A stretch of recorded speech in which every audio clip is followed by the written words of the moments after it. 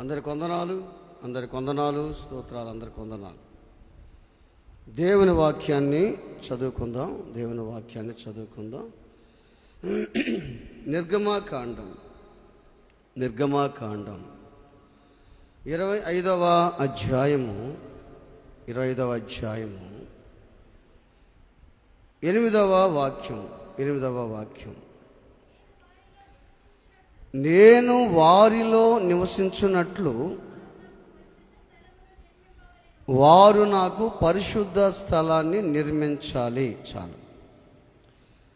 నేను వారిలో నివసించున్నట్లు వారు నాకు పరిశుద్ధ స్థలాన్ని నిర్మించాలి. ఈ మాటలు దేవుడు మోషేకి చెప్తున్నాడు.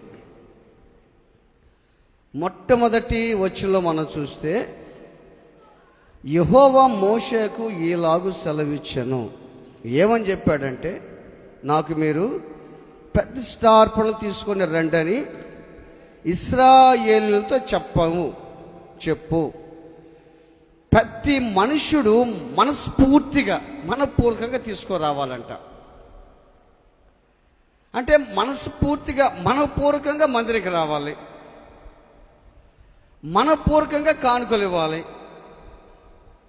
ప్రతి మనుషుడు మనపూర్వకంగా కానుక ఇవ్వాలి, వాళ్ళ దగ్గర తీసుకోమని మోషేకు దేవుడు చెప్పాడు. ప్రతిష్ఠార్పణలు, అర్పణలు చాలా ఉన్నాయి కదా. అర్పణలు, ఒక చర్చికి వాక్యం చెప్పేదానికి పోయా నేను. ఆడ 3 డబ్బాలు పెట్టున్నాయి. 3 డబ్బాలు. ఆ 3 డబ్బాలకి ఏం రాసి ఉందంటే, ఒక డబ్బాకి ఏముందంటే దశమ భాగాలు, ఒక డబ్బాకి చెప్పండి మీరే కృతజ్ఞత కానుక, ఇంకో డబ్బాకి ప్రతిష్ఠిత కానుక, ఇంకో డబ్బా మామూలు కానుకలు. ఎన్ని డబ్బాలు అయ్యి? 3-4 డబ్బాలు పెట్టున్నాయి అక్కడ. నేను చూసా, వాక్యం అయిపోయింది, వచ్చేసాను. ఇంకొక చర్చికి వెళ్ళా. వాక్యం అయిపోయిన తర్వాత కవర్ ఇచ్చారు, నాకు కవర్ ఇచ్చారు. ఆ కవర్ చూసుకొని ఫ్యాన్ జోలు పెట్టుకొని ఇంటికి వచ్చి చూస్తానన్నమాట. నేను ఫ్యాన్ జోలు పెట్టేసి వచ్చాను. ఇంటికి వచ్చి కవర్ చూసేలాకే ఆ కవర్ మీద కొన్ని రాసి ఉన్నాయి. ఆ కవర్ మీద ఏం రాసి ఉన్నాయంటే, ఒప్పుదల కానుక, కృతజ్ఞత కానుక, దశమ భాగం కానుక, ప్రతిష్ఠిత కానుక అని రాసి పెట్టింది. అంటే ఎవరైతే ఏ కానుకలు ఇస్తారో టిక్కులు కొడుతున్నారు అన్నమాట పక్కన. ఇప్పుడు ఇవన్నీ మీకు చెప్తే మీకు ఎట్లుంటుంది? ఇవన్నీ మీకు చెప్తే రేపు నుంచి 4 డబ్బాలు పెట్టాను, నాకు ఎట్లుంటుంది మీకు? ఆలోచించి. నేను కానుకల పాస్టర్ని కాదు మొదటి నుంచి, కాకపోతే ముద్ర వేస్తూ ఉంటారు కానీ కానుకల పాస్టర్ని కాదు నేను. నాకు ఆత్మలు కావాలి, అయ్యే కానుకలు. నాకు వాళ్ళు వేసే నమ్ముకోవాలి, అయ్యే కానుకలు. ఇంకా అక్కడ మనం చూస్తే మోషేకి దేవుడు ఏం చెప్పాడంటే, ప్రతిష్ఠ అర్పణలు మీరు తీసుకోరండి, ప్రతి వ్యక్తి మనపూర్వకంగా ఇస్తారు, వాళ్ళ దగ్గర తీసుకో. అంటే దేవునికి ఇయ్యాల కాబట్టి ఇయ్యాల, అంతేనా? మందిరికి రావాల కాబట్టి రావాలా? ఇప్పుడు ఎట్లుంటుందంటే, నీ ఇంట్లో నీ పిల్లలుంటే నీ కొడుకు కూతురు, నీ భార్య లేదా నీ కొడుకు అన్నాడు అనుకో, డాడీ నానా ఈరోజు చికెన్ తేపో అన్నాడు అనుకో, నా కర్మ, నాకెందుకు ఏ పండ్లా, నాకెందుకు ఈ బాధ అంట. నువ్వా ఏమ్మా అంటావా? ఎందుకు అనవు? వాళ్ళు నీ బిడ్డలు. మరి మనం ఏడ అంటుంటాం, మనం ఈ ఏడు తెద్దాం రా నాయన, ఈ ఏడు తెద్దాం, మనం ఈ కానుకలు ఏడు తెద్దాం, ఇదేంది ఈ పరిస్థితి ఏంది మనకు? దేవుడు ఏం చెప్పాడు? ముందే ఏం చెప్పాడు మోషేకి? మనపూర్వకంగా ఎవరైతే ఇస్తారో వాళ్ళ దగ్గరే తీసుకోమన్నాడు. చూసావా? అంటే కొంతమంది ఈరని అర్థం అన్నమాట. ఈరని అర్థం. మనపూర్వకంగా ఇచ్చే ప్రతి వ్యక్తి దగ్గర నువ్వు తీసుకో కానుక. ప్రతిష్ఠిత కానుకంటే మీకు ఒక విషయం చెప్తా. లూకాసు వార్త 2వ అధ్యాయము 22వ వాక్యం చదవండి. లూకాసు వార్త 2:22. మోషే ధర్మశాస్త్రము చొప్పున గడిచినప్పుడు ప్రతి తొలిచూల మగపిల్లను ప్రతిష్ఠ చేయబడవలను రాయబడినట్టు ఆయనను ప్రభువుకు ప్రతిష్ఠించుటకును ప్రభువు ధర్మశాస్త్రమునందు చెప్పబడినట్టు రాయబడినట్టు గువ్వల జతనైనను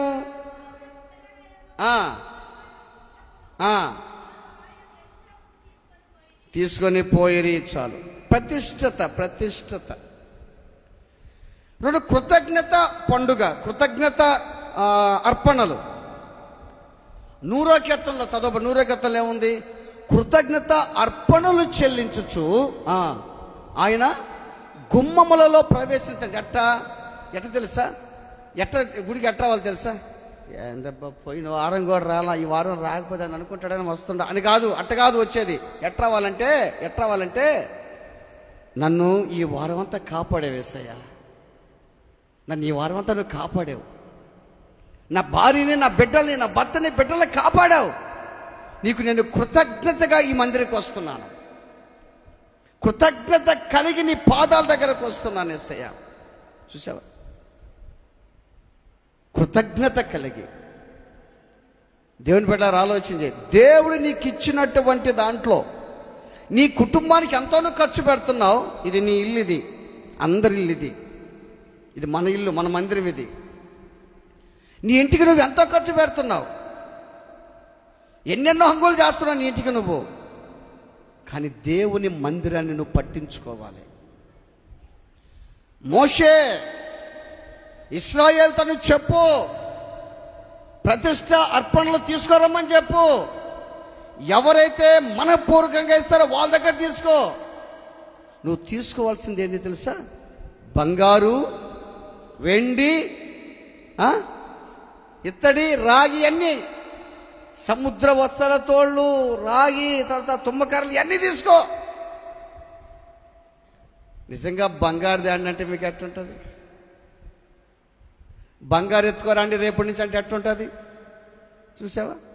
నిజంగా ఆలోచించండి దేవుని బిడ్డలారా. ఆ రోజుల్లో వాళ్ళు మనస్ఫూర్తిగా దేవునికి ఇచ్చారు. ప్రత్యక్షపు గుడారాన్ని నిర్మించేదానికి, ఆ పరిశుద్ధ స్థలం కోసం కానుకలు ఇమ్మంటే, మోషే కానుకలు తెమ్మంటేనంట విస్తారంగా చేస్తున్నారంట కానుకలు. ఇక వద్దయ్యా కానుకలు అని తెస్తా ఉన్నారంట. వద్దంటే తెస్తున్నారంట. మోషే చెప్పాడు, ఇక్కడ వద్దని చెప్పాడంట. మోషే ఆగిపోయినారంట. చాలా సందర్భాలు నేను కూడా వద్దని చెప్పా కానుకలు. కొన్ని పండగకి చేసుకుంటారు కదా, సరిపోదే జాలని వదిలేశాను. నేను కొన్ని తీసుకోవాలని. నేను తీసుకోవచ్చు, నేను తీసుకొని హ్యాపీగా పెట్టుకోవచ్చు, ఖర్చు పెట్టుకోవచ్చు. ఖర్చు పెడితే దేవుడు నన్ను కొడతాడు. ఖర్చు పెట్టుకొని బట్టి మందిరం కట్టుకున్నాం మనం. దేవుడిచ్చిన ప్రతి పైసాకి లెక్క చెప్పాలి నేను. ప్రైజ్లో హల్లెలూయా. నాకు ఇచ్చింది నేను తింటా. దేవుడు మీ కష్టార్జితం ఇచ్చింది, మందిరికి ఇచ్చింది, నేను సాక్ష్యం చెప్పాలి, దేవునికి లెక్క చెప్పాలి. అందుకని దేవుడు ఏం చెప్పాడంటే, ఇవన్నీ చెప్తూ ఏం చెప్పాడంటే మోషేకి, మోషే వాళ్ళు అర్పణలు తీసుకొస్తున్నారు, బంగారు తీసుకొస్తున్నారు, వెండి తీసుకొస్తున్నారు, అన్నీ తీసుకొస్తున్నారు, కాదంటం లేదు. కానీ నేను ఎక్కడ ఉండాలి, నేను ఎక్కడ నివసించాలి, నేను వారిలో ఉండాలి, నాకు ఇష్టం. అందుకని వాళ్ళు నాకేం చేయాలి? ఒక పరిశుద్ధ స్థలాన్ని నిర్మించాలి. బాగా గుర్తుపెట్టుకోండి, ఇది ఒక మందిరం. ఈ మందిరం ఎందుకంటే సమాజముగా కూడటం మానవద్దని, సమాజంగా కూడి దేవుని ఆరాధన చేస్తానికి మందిరం ఉంది మనకు. అంతేనా? బైబిల్ ఏం చెప్తుంది? హస్తకృత్యమైన ఆలయాల్లో దేవుడు నివాసం చేయడం ఉంది కదా, ఉంది. అని అని లక్షలు కోట్ల రూపాయలు పెట్టి మందిరాలు కడుతున్నారు. పోటీల మీద మందిరాలు కడుతున్నారు. గుర్తుపెట్టుకోండి, పోటీల మీద మందిరాలు కడుతున్నారు. తెలుసా మీకు? పోటీల మీద మందిరాలు కడుతున్నారు. ఎందుకు తెలుసా? ఎందుకు ఇక్కడ నివాసం చేయడు అని బైబిల్లో ఉంది కదా. ఎప్పుడు వస్తాడు? దేవుణ్ణి సమాజంగా కూడి మనం ఆత్మతో సత్యముతో మనసు పూర్తిగా దేవుని ఆరాధిస్తే, ఎక్కడ 2-3 చేరి నా నామందు ప్రార్థిస్తారో వాళ్ళ మధ్యకు వస్తానని చెప్పాడు దేవుడు. Praise the lord. అందుకు మనం ఈ మందిరాన్ని ఉంచుకున్నాం. ఈ మందిరంలో మనం ఉంచుకున్నాం. ఈ మందిరానికి ఎవరు వస్తారమ్మా? మందిరానికి చెప్పండి, ఎవరు వస్తారు మందిరానికి? మనుషులు అందరూ వస్తారా రారా అంటే? అందరంటే ఎవరు? పరిశుద్ధులు వస్తారు, అనీతిమంతులు వస్తారు, నీతిమంతులు వస్తారు, పాపులు వస్తారు, అటు ఇటు ఉండే వాళ్ళు వస్తారు, కాసేపు గుళ్ళో కూర్చుందాం అనుకునే వాళ్ళు వస్తారు, పాటలు పాడాలని ఉద్దేశంతో వచ్చే వాళ్ళు వస్తారు, వాక్యం వినాలని ఉద్దేశంతో వచ్చే వాళ్ళు వస్తారు, ప్రార్థనలో గడపల ఉద్దేశంతో వచ్చే వాళ్ళు వస్తారు. ఇది సమస్త జనులకు ప్రార్థన మందిరం. దీంట్లో అందరూ వస్తారు, ప్రతి ఒక్కరు దీంట్లోకి వస్తారు. కానీ ఈ పరిశుద్ధ స్థలానికి రావాలంటే,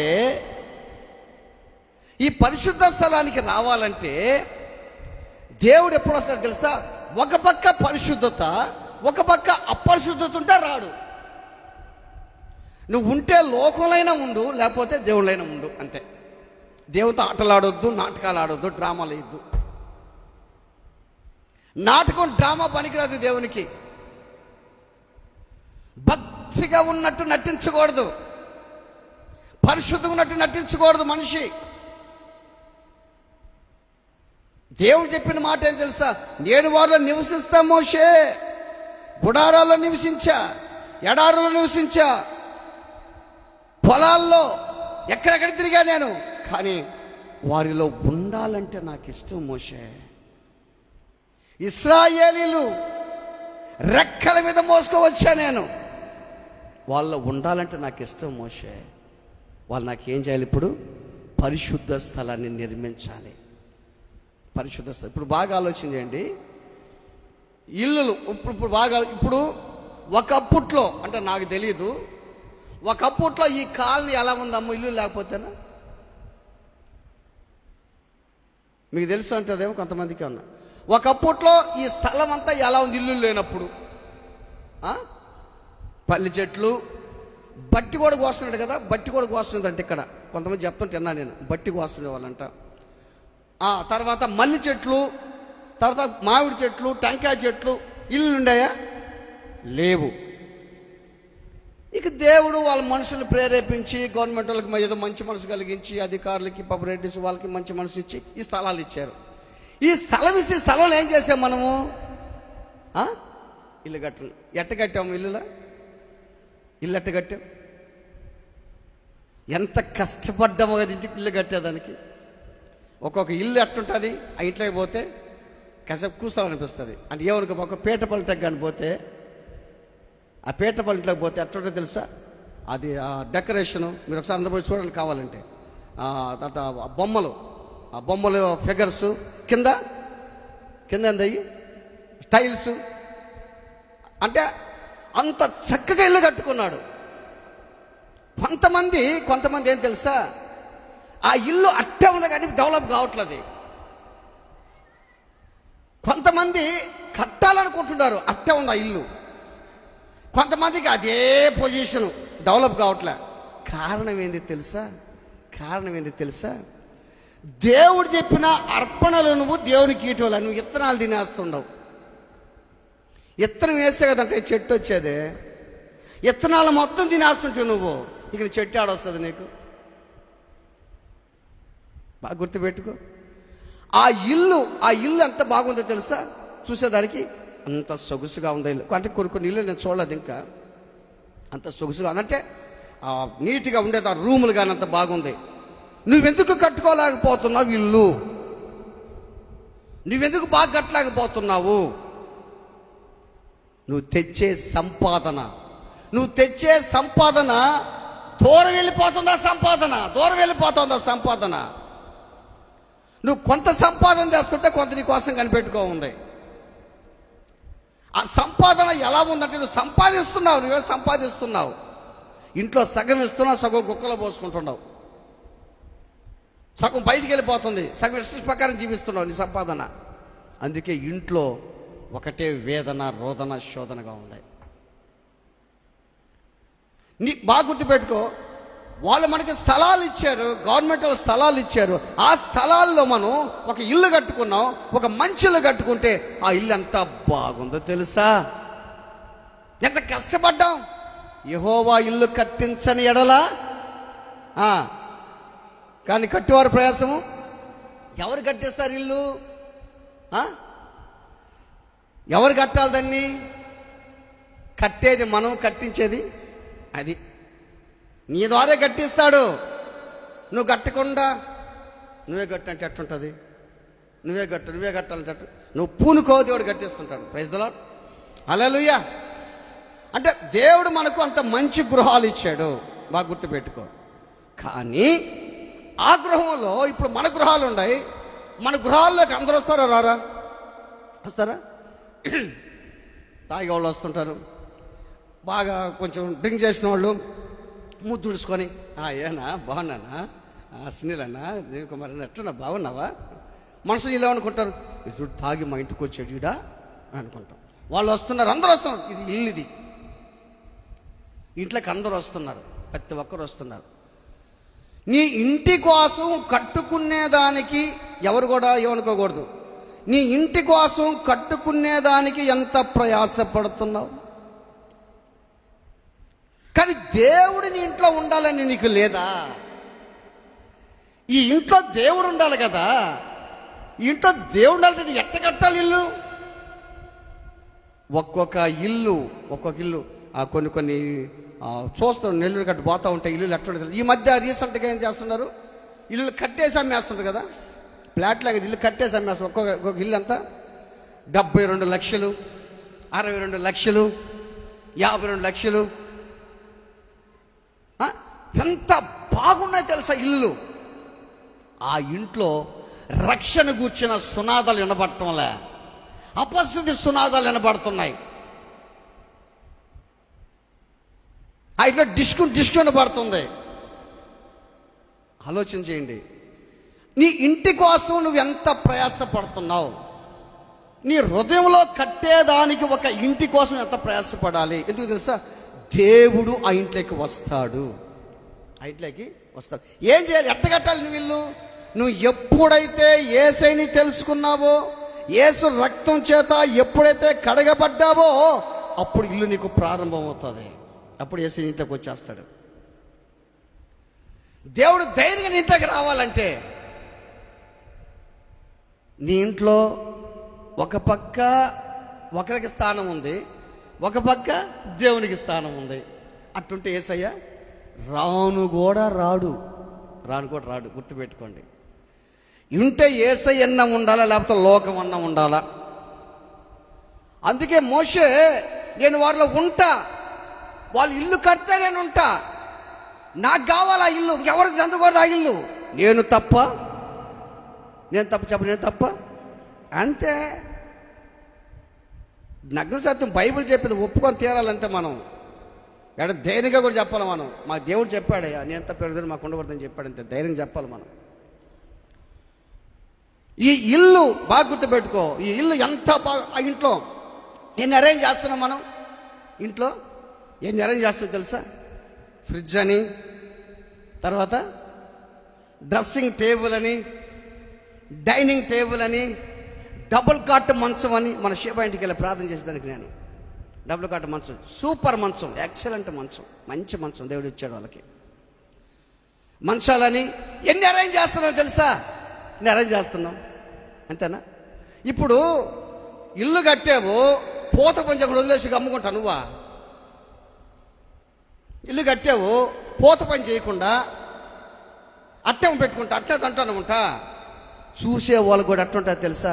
ఇదేంద్ర ఇల్లు కట్టుకొని పూత పని లేదు, ఏమీ లేదు, అదేంటది అంత తొరులు కనపడుతుండయి, అసలు ఏంటది స్లాబ్ ఏం తిట్టున్నది అని అనుకోరా? ఖచ్చితంగా అనుకుంటారు నిన్ను. ఆ ఇంటిని కట్టి శృంగారంగా చేసి ఇంట్లోకి అన్ని వస్తువులు సమకూర్చుకొని ఆ ఇంట్లో కూర్చొని ఒక టేబుల్ వేసుకొని టీ తాగతా, అన్నం తింటా, ఏదో స్వీట్ తింటా, హ్యాపీగా వచ్చి కూర్చొని అందరికి చూస్తూ ఉంటా ఇంట్లో. ఆ ఇల్లు బాగుంది, బాగుంది, వాళ్ళు కష్టపడ్డ ఇల్లు కట్టేదానికే. మరి ఇల్లు కట్టడానికి కష్టపడటం లేదేమో నువ్వు? ఇల్లు కట్టేశావు. ఎప్పుడు కట్టేది తెలుసు ఇల్లు నువ్వు? కొంతమందికి ఏదో ఒక డిగ్రీ వచ్చేసి, కొంతమంది డిగ్రీ వచ్చింది. ఏం డిగ్రీ తెలుసా? Baptism degree. ఏంటది? Baptism degree. అంటే వాళ్ళకి బాప్టిజం తీసుకుంటే మన పని అయిపోయినట్టే, కదా మన దేవుని రాజు వచ్చేసింది అనుకుంటున్నారు వాళ్ళు. రాదు. బాప్టిజం తీసుకుంటే కూడా నరకానికి పోతాడు, గుర్తుపెట్టుకో. నువ్వు అనుకోవచ్చు, నేను బాప్టిజం తీసుకున్నాను నాకేం కాదు అని అనుకోవచ్చు. నువ్వు బాప్టిజం తీసుకొని ఇల్లు కట్టి నీ ఇంట్లో సరైన వస్తువులు లేకపోతే నరకానికి పోతావు నువ్వు. ఇల్లు కట్టావు మంచిదే, నీ ఇంట్లో ప్రతి వస్తువు అరేంజ్ చేసావు కదా నువ్వు. ప్రతి వస్తువు పెట్టావా లేదా? ప్రతి వస్తువు అరేంజ్ చేసావు. అంటే జనాలు వచ్చి కూర్చోవాలి. ఫర్నిచర్స్ అంటే కుర్చీలు అన్నీ పెట్టేశావు. అంటే కూర్చొని దానికి అన్నీ కూడా పెట్టావు. ఎందుకంటే మన ఇల్లు శృంగారించుకుంటున్నాం. నీ ఇల్లు దేంతో శృంగారించాలమ్మా? దేంతో? ఒకటి వాక్యం, ఇంకా పరిశుద్ధత. ఎవరు చెప్పారు? Very good. ఏం చెప్పారు? ఆత్మ ఫలాలు ఉండాలి నీ ఇంట్లో, అంతే. ఇప్పుడు ఇంట్లో ఆత్మ ఫలాలు లేవు. దాని కింద ఒకటి ఉంది, దాని కింద పైన ఒకటి శరీర కార్యాలు ఉన్నాయి. అవి ఉన్నాయేమో. క్రోధం, అసూయ, ద్వేషం, కార్పణ్యం, కుట్ర, కుతంత్రాలు అవి ఉన్నాయి నీ ఇంట్లో. కట్టేం సుఖమయ్యా నువ్వా? చాలా మంది ఏమనుకుంటారు తెలుసా? యేసయ్యను నమ్ముకున్నాను, పాస్టర్ బాప్తిసం ముంచేశాడు, ఇక మనకి దిగులు లేదు, గుడికి బాగుపోయినా పర్వాలేదు, ఇప్పుడు ఒకసారి బాగుతున్న నష్టం లేదు అని అనుకుంటున్నావేమో. గుర్తుపెట్టుకో, దేవుని బిడ్డారా, నువ్వు చాలా మోసపోతున్నావు. నీ ఇంటి కోసం ఎంత ప్రయాసపడుతున్నావు అంటే అంత కష్టపడుతున్నావు. నీ బిడ్డల కోసం వాళ్ళ కోసం బ్యాంక్ బ్యాలెన్సులు, ఎల్ఐసీలు, వాళ్ళ కోసం ఎంత ప్రయాసపడుతున్నావు. హారాలు. ఇప్పుడు ఫంక్షన్కి పోవాలి, కొంతమంది ఏమంటారు? అందరూ వస్తారు ఆడికి, నాకు దండే లేదు నా ముఖానికి అంటుంటారు భర్తతోటి. నా ముఖానికి దండ కూడా లేదు, తీసిస్తాను. ఎప్పుడు తీసిస్తావు నువ్వా? ఎప్పుడు తీస్తావు? అన్ని కుదవలు ఎప్పుడు తీస్తావు అంటుంటా. ఆలోచించి ఇవన్నీ కష్టపడి తెచ్చుకుంటున్నావు, ఏదో చేస్తా ఉన్నావు. నువ్వు కష్టపడబలేదయ్యా ఇల్లు కట్టాలంటేనా? యేసయ్యా నా హృదయంలోకి రా అంటే వచ్చేస్తాడు. అయ్యా నీకు నాలో వ్యతిరేకంగా ఏమైతే ఉన్నాయో అన్ని తీసి. ఇప్పుడు నా బాడీ ఎట్టుంటుందంటే, ఇప్పుడు నా హృదయం అట్టు తేలిక, అసలు ఏముండదు నా బాడీలో. తేలిక ఉంటుంది, భారం ఉండదు, ఏముండదు. నన్ను బాధ పెట్టేది ఏముండదు, నన్ను కలవర పెట్టేది ఏముండదు ఇక్కడ. అటువంటిప్పుడు యేసు టక్కున ఆయన కూర్చుంటాడు. బాగా గుర్తుపెట్టుకో, యేసుక్రీస్తు ప్రభు ఏ ఇంట్లో అయితే ఉంటాడో ఆ ఇల్లు ఏమవుతుంది చెప్పండి? ఏమవుతుంది చెప్పండి? నేనేమనుకుని చెప్పండి. ఓకే, దీవించబడుతుంది. ఆ ఇంటిని దేవుడు ఆశీర్వదించడా? కష్టాలు రావా? ఇప్పుడు ఆశీర్వాదాలంటే ఏమనుకుంటున్నాం మనం? ఇప్పుడు ఆశీర్వాదాలంటే మందిరం వదలంగానే ఇప్పుడు కెతూరా కానీ రాహేలమ్మ బయటికి వెళ్ళారనుకో, టక్కన ఒక ఇద్దరు వచ్చారు. అమ్మ నీ పేరు రాహేలమ్మ, నీ పేరు ప్రభాతం. అవును సార్, అమ్మ 1,00,000 రూపాయలు ఇవ్వాలనుకుని చెప్పిస్తే నీకు అట్లుంటుంది. సుషా దేవుడు నా యందున్నాడు అనవా? అంటావనవా? చెప్పు. నిజంగా దేవుడు నా యందున్నాడు. నిజంగా వాళ్ళందరికీ కూడా నాకు 1,00,000 రూపాయలు ఆయన 100 పాపం సార్ నాకు ఇచ్చాడంటే నిజంగా దేవుడికి నేను ఎట్టున్నాను ఇప్పుడు దగ్గరగా ఉండా అని అనుకుంటాం. అంటే ఆమె కదా అందరి సంగతి చెప్తుండా. లేదా ఒక కారు కొనేసాం అనుకో, ఎట్టదమ్మా దేవుడు మమ్మల్ని ఆశీర్వదించాడయ్యా, కారు కొన్నాం. బండి కొని ఆశీర్వదించాడు. బండి కొని ఆశీర్వదించాడు అంటే ఆశీర్వాదాలు. ఫ్రిడ్జ్ వచ్చింది, బండి వచ్చింది, పొలం వచ్చింది, తోటలు వచ్చాయి. ఇవన్నీ సంతోషంగా చేస్తున్నాం, స్వీకరిస్తున్నాం సంతోషంగా, అంతేనా? దేవుడిచ్చినటువంటి ఆశీర్వాదాలను స్వీకరిస్తున్నాం. నిందలు స్వీకరిస్తావా? అవి ఆశీర్వాదాలు కాదా? అవమానాలు స్వీకరిస్తావా? కష్టాలు స్వీకరిస్తావా? బాధలు స్వీకరిస్తావా? నేనంతా బాధలే స్వీకరిస్తున్నా. నేను ఇప్పుడు బాధలే స్వీకరిస్తున్నా. అయ్యన ఆశీర్వాదాలు. ప్రార్థనలు కూర్చుని దేవుడు అన్ని మాట్లాడుతూ ఉంటాడు. శోధనలు స్వీకరిస్తుండా, బాధలు స్వీకరిస్తుండా, వేదనలు స్వీకరిస్తుండా. సాక్ష్యాలు చెప్తున్నారు కదా, సంతోషంగా హ్యాపీగా ఆరోగ్యం వచ్చేసింది, బాగున్నాము, పోతా ఉన్నాం హ్యాపీగా, మాంసం కొడుతుంటే పోతా ఉన్నాం. ఇంటికి వచ్చాం, జ్వరం వచ్చింది. ఏం జ్వరం రాకూడదా? కడుపు నొప్పి రాకూడదా? తలనొప్పి రాకూడదా? అవి ఆశీర్వాదాలు కాదా? అవి బాధలు కాదా? బండి వేసుకోపోతున్నావు, కొత్త బండి కొన్నావు, నువ్వే బండి మోటిచ్చావు గోడకి. అబ్బా ఏంది బండి మోటిచ్చాను ఆయన, బండికి ఇప్పుడు అది ఆశీర్వాదాలు కదా? బండి కొన్నప్పుడేమో నీకు స్తోత్రాల ప్రభు అని అంటివి,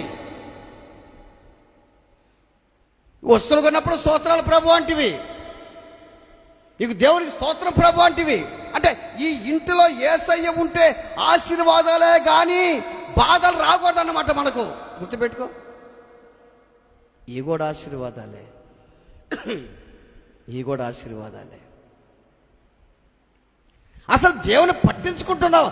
ఉండాలని చెప్పుకుంటున్నావు, నువ్వు దేవుని పట్టించుకుంటున్నావా? నీవు సరే ఆత్మీయంగా డెవలప్ అయ్యావు, నీ బిడ్డలు డెవలప్ అయ్యారు, గుర్తుపెట్టుకో. నువ్వు మందిరికి వచ్చావు, నీ బిడ్డలేరి, వాళ్ళు ఆడిపెట్టావు, మిగతా వాళ్ళు ఏరి? నేను 10 మందిని బాగు చేశాను, మిగతా 9 మంది ఏరి? ఏడబోయేవాళ్ళు? గుర్తుపెట్టుకో దేవుని బిడ్డలారా, తల్లిదండ్రులు అనేవారు బిడ్డలతో దేవుని వాక్యం గురించి సంభాషించాలి, ప్రార్థన చేసేది నేర్పించాలి, వాక్యం చదవమని ప్రేరేపించాలి. ద్వితీయోపదేశ కాండలో ఉన్న మాటలు కదా, నీ బిడ్డలకి నేర్పించు. ఆరోగ్యం అనుకుంటా, నీ బిడ్డలకి నేర్పించు, భాస్కర్గా కట్టు, మాటలు నేర్పించు వాళ్ళకి, వాక్యం నేర్పించు వాళ్ళకి.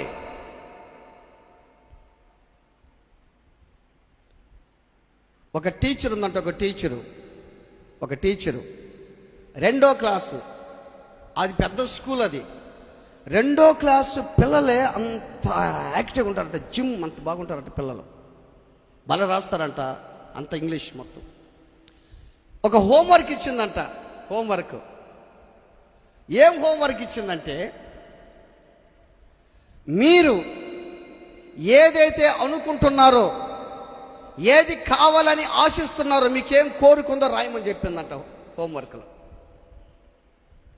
పిల్లలందరూ రాస్తూ ఉంటారు, అంత రాసేస్తే పిల్లలందరూ రాసేసిన తర్వాత పేపర్లో కరెక్ట్ చేయాలి కదా. ఇంకా పేపర్ ఇంటికి తెచ్చుకుంది ఆ మేడం, ఒకటి కరెక్ట్ చేస్తా ఉంది, మార్కులు వేస్తుంది. లాస్ట్ ఒక పేపర్ ఉంది, ఆ పేపర్ తీసేళ్ళకే కన్నీళ్ళు పడిపోతా ఉన్నాయి. ఆ పేపర్ కరెక్ట్ చేయకుండానే కన్నీళ్ళు పడిపోతా ఉన్నాయి. ఆ పేపర్లో ఏమి రాసిందంటే, నేనొక స్మార్ట్ ఫోన్ లాగా అవ్వాలని కోరుకుంటున్నాను రాసిందంట. దాని స్మార్ట్ అంటారా? అదేనా? నేనొక స్మార్ట్ ఫోన్గా మారాలని నాకు ఆశ ఉంది అని రాసిందంట. అరే ఏంది ఈ అబ్బాయి ఇటు రాశాడు, ఎవరి అబ్బాయి ఇటు రాశాడు ఏంది? కారణం ఏంటంటే, నేను స్మార్ట్ ఫోన్గా ఎందుకు అవ్వాలనుకుంటున్నానంటే, నా తల్లిని పలకరించిన ఎల్లప్పుడూ చెవులో ఫోన్ ఉంటుంది, సరిగా సమాధానం చెప్పదు. నా తండ్రిని పలకరించినా సరే ఆయన బిజీలో ఆయన ఉంటాడు, ఆయమ్మలు ఉన్నారు ఇంట్లో, వాళ్ళు శుద్ధం చేసి పంపిస్తారే. కానీ ఫోన్ ప్రేమించినంత నన్ను ప్రేమించడం మా అమ్మ నాన్న. ఫోన్ మాత్రం అల్లారు ముద్దుగా ప్రేమిస్తున్నారు వాళ్ళు, కానీ నన్ను మాత్రం ప్రేమించటం వల్ల వాళ్ళు. అందుకని నేను స్మార్ట్ ఫోన్కి అయ్యాను అనుకో, నన్ను ప్రేమిస్తారేమో. ఈ మాట చెప్తాను, ఆలోచన చేయండి. మందిరానికి నీ బిడ్డలు తీసుకొని రావటమే కాదు తల్లులారా, వాళ్ళకి విద్యా బుద్ధులు, వాళ్ళకి దేవునిలో ఎలా ఉండాలో నేర్పించు. నువ్వు పాట పాడుతుండవు, నువ్వు వాక్యం చదువుతున్నావు, నీ పిల్లలు చదవాలి, ప్రార్థన చేయాలి, వాళ్ళు నేర్పించు. వాళ్ళకి భక్తి ఉండేది నేర్పించు. ఆమె ఏడుస్తూ ఉందంట. భర్త చూసి, ఏం ఏడుస్తున్నావు? ఆ పేపరు చూడయ్యా అన్నదంట. ఆ పేపరు చూసి అతను కూడా ఏడుస్తున్నాడంట. అబ్బా, అతను కూడా ఏడుస్తున్నాడంట. ఆయన అడిగాడంట, అమ్మా వాడు ఎవరు ఆ స్టూడెంటు, ఎవడాడని అడిగాడంట. వాడు ఎవరో కాదు, మన కొడుకు అని చెప్పిందంట. వాడు ఊరే కాదు, మన కొడుకే. నీ బిడ్డలని నీ చేతలార పాడు చేస్తుండవు, వాళ్ళని గాలికి వదిలేస్తుండవు. వాళ్ళని గుర్తుపెట్టుకో, గాలికి వదిలేస్తుండవు. గాలికి వదిలేసేది ఏదో జరిగితే ఏసయ్యా అని కాళ్ళు పట్టుకుంటావా? నీ బిడ్డలు మారటం నీకు ఇష్టం లేదా? నీ బిడ్డలు పరిశుద్ధంగా జీవించడం నీకు ఇష్టం లేదా? దేవుని బిడ్డలు ఆలోచించే, పరిశుద్ధ గ్రంథంలో ఉన్న మాటలు నీ బిడ్డకి నేర్పిస్తున్నావా? ఎంతసేపటికి ఆశీర్వాదాలు కావాలి, నాకు అది కావాలి, ఇది కావాలని కోరుకుంటున్నావే. నిందలు నీకు అక్కర్లేదా? బాధలు అక్కర్లేదా? శోధనలు అక్కర్లేదా? శ్రమలు అక్కర్లేదా? అవి ఆశీర్వాదాలు కాదు. మనం ఎలా అనుకుంటావు నువ్వు జీవితంలో? ఆలోచించాయి. అవి వద్దా? ఇప్పుడు చెప్పండి, ఎవరికి ఆశీర్వాదాలు కావాలి? ఎవరికి కావాలి ఆశీర్వాదాలు? చేతులు ఎత్తండి. ఆశీర్వాదం నాకు కావాలనుకున్న చేతులు ఎత్తండి. ఏది గమ్ముకున్నారు అందరూ? ఏం మాకు గుర్తుపెట్టుకో, ఆశీర్వాదం కావాలనుకుంటే ఇవి కూడా వెంటనే వస్తాయి తల్లులారా. ఇవి కూడా వస్తాయమ్మా, అయ్యా ఇవి కూడా వచ్చేస్తాయి. నీకు నీ నిజ జీవితంలో ఆలోచన చేయ్యా. నువ్వు పోతా ఉండవు, మంచి వార్త ఒకటి వచ్చి బిర్యానీ పెట్టించాడు నీకు, బా సంతోషం, బా బిర్యానీ పెట్టి ఇంటికి వచ్చావు. రాగానే భార్యతో తొగి వేసుకుంది. ఏమనుకుంటావు? ఇదేంటి ఇప్పుడు ఆశీర్వాదం, ఇదేంటి ఇప్పుడు నాకు ఈ పరిస్థితి? అన్నిటికీ నోరు మూసుకొని కూర్చోవాలి మనం. Praise the Lord. Hallelujah, hallelujah. ఒక ఆయన, ఒక అబ్బాయి అంట ఒక గురువు కాడికి వచ్చాడంట. గురువు దగ్గరకు వచ్చి, గురువర్య నేను పెళ్లి చేస్తుంటున్న గురువర్య అని అడిగాడంట. నేను పెళ్ళి చేసుకోవాలనుకుంటున్నాను గురువర్య అని అడిగాడంట గురువుని. ఆ గురువు గారు ఇట్టే ఏదో చదువుకుంటా ఉన్నాడంట గురువు గారు. కూర్చో అన్నాడంట. మధ్యాహ్నం 1 గంట సమయంలో ఈ మాట, 1 గంట అప్పుడు వచ్చాడంట ఆ వ్యక్తి, స్టూడెంట్. వెంటనే ఏం చెప్పాడంటే, ఇంట్లో భార్యని పిలిచాడంట. ఏమ్మా ఇట్రా, లాంధ్రం వెలిగించుకోరా. లాంధ్రం వెలిగించరమ్మన్నాడు. లాంధ్రం అప్పుడు అవసరమా? లాంధ్రం వెలిగించుకోరా. ఆమె లాంధ్రం వెలిగించుకొని తెచ్చిచ్చిందంట. ఆ లాంధ్రీ వెళ్తున్న చదువుతున్నాడంట. వీడికి ఏం అర్థం కావట్లేదు. అరే నేను పెళ్లి చేసుకోవాలని వచ్చి ఈయన అడిగితే ఈ ఎండలో లాంధ్రం వెలిగిస్తున్నాడు ఏంటి, మెంటల్ ఏంటి అనుకున్నాడంట. లాంధ్ర చదువుతా ఉన్నాడంట. లాంధ్రలో చదువుకుంటా ఉన్నాడు.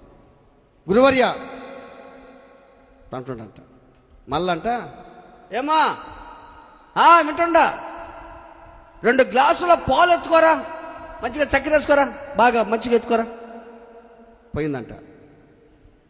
2 గ్లాసుల్లో పాలు తెచ్చింది, చెరొక గ్లాస్ ఇచ్చింది. ఆ స్టూడెంట్ ఉన్నాడు కదా, వాడికి ఇచ్చేలాక నోట్లో పెట్టుకొని ఫూ అని మూసేశాడు. ఊరుదాతరయ్యా. పాలలో ఏమేసింది? ఏమేసింది? ఉప్పు, సాల్ట్ వేసింది. ఈయన ఏం చేశాడు? గుట్ట గుట్ట గుట్ట గుట్ట గుట్ట గుట్ట తాగేశాడు. ఎవరు? ఇప్పుడు కొంతమందికి అర్థమైపోతుంది ఇప్పుడు నేను చెప్పింది. గుట్ట గుట్ట భార్య భర్తలకు అర్థమైపోతుంది నేను చెప్పింది. ఇప్పుడు గుట్ట గుట్ట తాగేశాడు. ఎవరైనా గురువు. ఏది గురువు అయ్యా? ఎవరు తాగుతారు అన్నాడు. అరే నాయనా, నువ్వు వచ్చింది పెళ్లి చేసుకున్నారు కదా, వచ్చిందే చెప్తా ఏంట్రా. నేను ముందు ఏం తెమ్మన్నాను? లాందరు తెమ్మన్నా. నా భార్య నీకన్నా బుద్ధి ఉందా, జ్ఞానం ఉందని కూడా అడగల నన్ను. లాందరు తెచ్చి ఇచ్చింది. ఏ మాటకు లాందరు తెచ్చింది. నేను చదువుకున్నా. మళ్ళీ నేనేం చెప్పాను? పాలు తెమ్మని చెప్పిన. అవి ఏం వేసుకొచ్చింది? ఉప్పు వచ్చింది. అరే ఉప్పు ఎందుకు వస్తే నేను అడగల, నేను తాగేసా. అదిరా భార్య భర్తల బంధం అంటే అని చెప్పాడంట. అవన్నదని నువ్వంటాం, ఇవన్నదని నువ్వంటాం కాదురా భార్య భర్తల బంధం ఉంటే. ఆ విధంగా ఆ రూటుకు వస్తే పెళ్లి చేసుకోవడం, చేసుకోకపోరని చెప్పాడంట. ఆ రూటుకు వస్తే పెళ్లి చేసుకో, లేకపోతే పెళ్లి చేసుకోబాకు. భర్త నిన్ను అన్నాడా, గమ్మగైపో. భార్య అన్నాదా, గమ్మగైపో. సర్దుకోపోతేనే సంసార జీవితం, లేకపోతే లే. దేవుని పెట్టారు, ఆలోచన చేయి. ఈ హృదయ ఈ ఇంటిలో యేసయ్య ఉంటే అన్ని సంభవిస్తాయి. మనకు ఆశీర్వాదాలు వస్తాయి, కష్టాలు వస్తాయి, శోధనలు వస్తాయి, బాధలు వస్తాయి, అన్నీ వస్తాయి. మాకు గుర్తుపెట్టుకోండి, యేసయ్య నీలో ఉంటే నీ జీవితం మారిపోతుంటుంది. చాలామందికి ఒక విషయం మీరు బాగా ఆలోచన చేయండి. ప్రతి ఒక్కరికి నేను మంచివాడుగా ఉండాలి లేదా మంచిదానిగా ఉండాలి అని ఉంటుందా, ఉండదా? ఏమ్మా, ఉంటుంది. అందరు నన్ను పొగడాలి, అందరు నన్ను మెచ్చుకోవాలని ఉంటుందా, ఉండదా? చెప్పండి. ఉంటుంది. దాంట్లో తప్పు మాత్రం లేదు. అందరు నిన్ను పొగడాలి, అందరు నిన్ను మెచ్చుకోవాలి అని ఉంటుంది. ఉంటుందా, ఉండదా? నువ్వు మంచివాడిగా ఉండాలి నన్ను అనుకుంటే, మంచోడుగా అందరు నిన్ను మంచోడు అనుకోవాలనుకుంటే ఎదగోడు ఏమంటారు పక్క కొంతమంది? వాడు మంచోడు కాదు చెడ్డోడు అంటారు. అనరా? ఇది కూడా వస్తుంది, గుర్తుపెట్టుకో. నీవు ఆశీర్వదించబడాలంటే ఇవన్నీ కొన్ని బాధలు వస్తూ ఉంటాయి. నువ్వు మంచోడుగా ఉండాలంటే ఇవి కూడా వస్తుంటాయి. గుర్తుపెట్టుకో. ఒకసారి చూడండి దాన్ని. యోహాను సువార్త 7:12 చూడండి. 7:12. యోహాను సువార్త 7:12. యోహాను సువార్త 7:12. మరియు జన సమూహములో ఆయనను గూర్చి గొప్ప సనుగు పుట్టెను. కొందరు ఆయన మంచోడన్నారు. చాలు. ఇప్పుడు మీకు అర్థమైందయ్యా? నీది నాది ఏందయ్యా? యేసయ్యనే అంటున్నారు చెడ్డోడనే. యేసయ్యనే హోసన్న హోసన్ అన్న వాళ్ళు సిలువై అన్నారు యేసయ్యనే. ఏం చేశారు యేసయ్యని? ఇప్పుడు ఉదాహరణకి నేనున్నాను అనుకో, చాలా మంచోడయ్యా పాస్టర్ అన్నారు అనుకో. పక్కన వాళ్ళు, ఇవరా ఆయన మంచిది, మాకు నీకేం తెలుసా, చాలా పనికి మానోడు కదా ఆయన, మంచోడు కదా ఆయన, అబ్బో ఆయన ఎట్లున్నాడనే బో. ఇప్పుడు నాకు తెలిసింది అనక ఆ మాట అన్నాడని ఏం చేస్తాను నేను? అని చెప్పి పోతానా? నీ జీవితం కూడా ఆలోచన చేయి. ఫలాని వ్యక్తి మంచిది, ఎప్సిబా మంచిది, శ్రీవల్లే మంచిది అన్నది చెప్పాను అనుకో. నేను శ్రీవల్లే మంచిది అన్నాను అనుకో. పక్కన కెతూరా ఉండి, శ్రీవల్లే మంచిదే, నీకేంద్ర శ్రీవల్లే మంచిది కాదు, ఎప్సిబా మంచిది కాదు అన్ననుకో. ఆ మాట తెలిసిందనుకో, కెతూరా అన్నదని తెలిసిందనుకో, ఏం చేయాలి వాళ్ళు? ఏం చేయాలా? నోరు మూసుకొని, యేసయ్యా నా మంచితనం నాది నీకు తెలుసయ్యా, నన్ను అక్క అన్నదయ్యా, నీకు స్తోత్రాలయ్యా అని చెప్పాలి. యేసు ప్రభు పోయి ఎవరన్నా అంటారంటారా మీరు అన్నాడు, అడిగాడు వాళ్ళని. ఊరే నేను ఎన్ని అద్భుతాలు చేశాను రా, సచివాళ్ళు లేపాను రా, నేను నన్ను అంటారంట మీరు అడిగాడా? అడగలా. అదే యేసయ్య నీతి, నిజాయితీ. నిన్ను ఎవరైతే మంచోళ్ళు అంటారో, నీ వెనక చెడ్డోళ్ళు అంటారో దాన్ని కూడా ఒప్పుకో. నువ్వు మంచివాడు మంచిదానుగా ఉండాలంటే నిన్ను చెడ్డోళ్ళు అంటారు, పనికిమాలోళ్ళు అంటారు, జనులు మోసపుచ్చేవాళ్ళు అంటారు, వాడు మంచోడు కాదంటారు అందరు నిన్ను. ఇది ఎవరిని అన్నారు ముందు? యేసయ్యనే అన్నారు. మనదేముంది? యేసయ్యనే అన్నారు. గుర్తుపెట్టుకొని దేవుని పెట్టారా, విలువైన మాటలు దేవుడు మీతో మాట్లాడుతున్నాడు. ఎంతసేపటికి ప్రార్థన చేసుకుంటూ వాక్య గుడికి రావటం అయితే అన్నీ నేర్చుకోవాలి మనం. ఆశీర్వాదాలు అంటే అయ్యా కాదు, ఇవి కూడా ఆశీర్వాదాలు. స్వీకరించు, వాటిని బాగా స్వీకరించు. నిందా రా, అవమానం రా, బాధ రా, కష్టం రా, వచ్చాయి దగ్గరకు వచ్చాయి హ్యాపీ అంతే.